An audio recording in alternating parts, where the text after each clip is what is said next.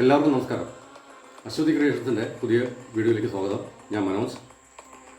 72ാമത്തെ ദേശീയ ചലച്ചിത്ര അവാർഡ് ഇന്ന് അല്പസമയം മുമ്പേ പ്രഖ്യാപിച്ചു. മലയാള സംവിധായകൻ ശ്രീ ജയരാജ് ജൂറി ചെയർമാനായിട്ടുള്ള 10 അംഗ സമിതിയാണ് അവാർഡ് നിർണ്ണയം നടത്തിയത്. ഏറ്റവും നല്ല ചിത്രമായിട്ട് തിരഞ്ഞെടുത്തത് ഹിന്ദി ചിത്രമായ ആർട്ടിക്കിൾ 370 ആണ്. അത് ഞാൻ ഈ ഇടയ്ക്ക് OTTയിൽ കണ്ടിരുന്നു. മികച്ച ചിത്രമാണ്. അതിലെ അഭിനയത്തിന് യാമി ഗൗതമനാണ് ഏറ്റവും നല്ല നടിക്കുള്ള അവാർഡ് ലഭിച്ചിട്ടുള്ളത്. അതിൽ നല്ല ഗംഭീര പ്രകടനം തന്നെയാണ് അവർ നടത്തിയത്. പ്രത്യേകിച്ചും ഒരുപാട് ഫൈറ്റ് സീക്വൻസ് ഉണ്ടായിരുന്നു. കൊറിയോഗ്രാഫികളൊക്കെ അവർ നന്നായിട്ട് തുടങ്ങിയിട്ടുണ്ട്. പിന്നെ നമ്മൾ ഏറ്റവും കൂടുതൽ പ്രതീക്ഷിച്ചിരുന്ന അവാർഡ് എന്ന് പറഞ്ഞാൽ ഏറ്റവും നല്ല നടനുള്ള ദേശീയ പുരസ്കാരമാണ്. അത് പതിവ് നമ്മുടെ പ്രതീക്ഷയ്ക്ക്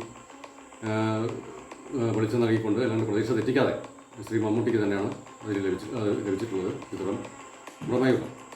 ആ സിനിമയെക്കുറിച്ചും ആ സിനിമയിൽ അദ്ദേഹം നടത്തിയ പ്രകടനത്തെക്കുറിച്ചും ഞാൻ പ്രത്യേകിച്ച് പറയേണ്ട കാര്യമൊന്നുമില്ല. പ്രമനടനം, രാക്ഷസ നടനം എന്നൊക്കെയാണ് നിരൂപകർ അതിനെ വിശേഷിപ്പിച്ചത്. അത് ഗംഭീര പ്രകടനം തന്നെയാണ് മമ്മൂട്ടിയിൽ നടത്തിയിട്ടുള്ളത്. അതിന് അവാർഡ് കൊടുക്കാതിരുന്നാലായിരുന്നു നമുക്ക് സങ്കടം ഉണ്ടാകുന്നത്. പിന്നെ ഏറ്റവും നല്ല മലയാള ചിത്രത്തിന് ഞാൻ മലയാള സിനിമകളെക്കുറിച്ച് മാത്രമേ ഇതിൽ പരാമർശിച്ചിട്ട് പോകുന്നുള്ളൂ. മലയാള സിനിമയിൽ ലഭിച്ച അവാർഡുകളെക്കുറിച്ച് ഏറ്റവും നല്ല മലയാള സിനിമയുടെ തിരഞ്ഞെടുത്തത് ഫെമിനിച്ചി ഫാത്തിമയാണ്. സംസ്ഥാന അവാർഡും അതിന് തന്നെയാണ് ലഭിച്ചത്. അതിൽ സംവിധായകൻ ഫാസിൽ മുഹമ്മദാണ് മികച്ച സംവിധാനമുള്ള മലയാള സംവിധാനമുള്ള അവാർഡ്.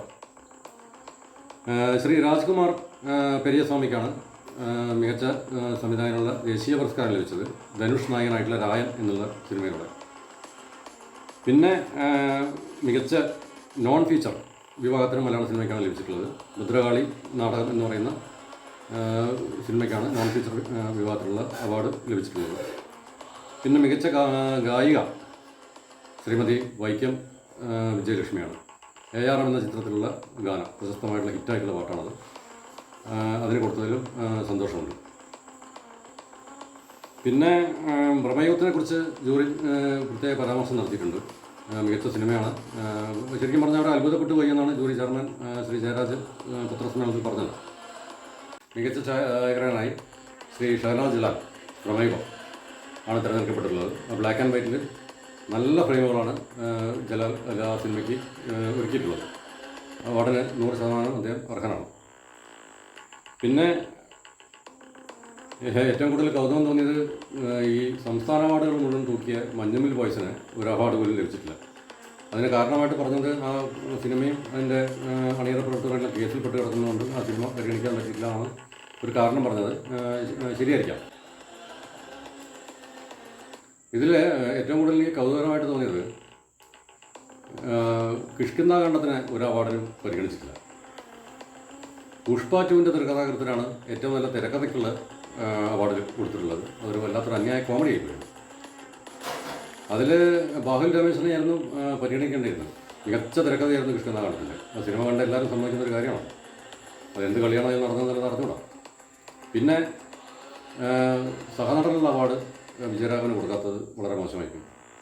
കാരണം അദ്ദേഹത്തിന് ഒരു അവാർഡ് ഞാൻ പ്രതീക്ഷിച്ചിരുന്നതാണ്. അപ്പുപിള്ള എന്ന് പറഞ്ഞാൽ ആ കഥാപാത്രമായിട്ട് അദ്ദേഹം ശരിക്കും പറഞ്ഞാൽ ജീവിക്കുകയാണ് ചെയ്തത്.